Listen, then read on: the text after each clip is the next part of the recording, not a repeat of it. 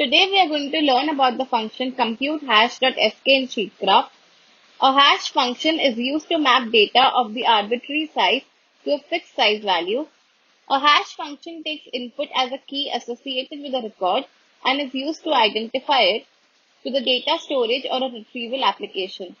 SheetKraft has its own .sk function, computeHash.sk, which creates hash from a specific input using a specified hash algorithm. Let's say I have an input here. I want to compute or create hash for it. To do this, we will type computeHash.sk and click on the FX button. A dialog box like this will appear. In the section value, we will enter a range for input. In the section algorithm, we will choose from the different algorithms provided here. The algorithms that are provided are SHA1, MD5, SHA256, SHA384, SHA512. Let us enter SHA1.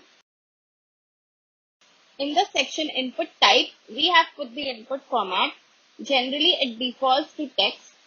Also, the data in our cell B2 is textual in nature, so we can leave it blank. In the section output type, we have to enter the output format type. It normally defaults to base 64. However, we can give another output type that is hex.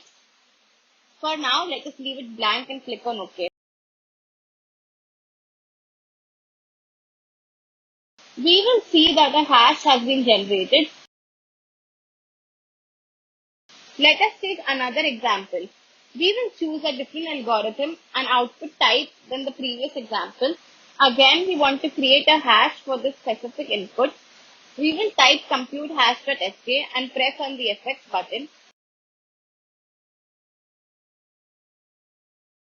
We will select a value that is cell I2.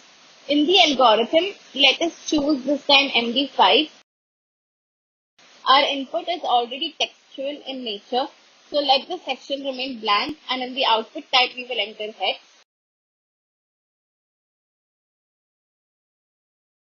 And now clicking on OK, we will see our hash has been generated.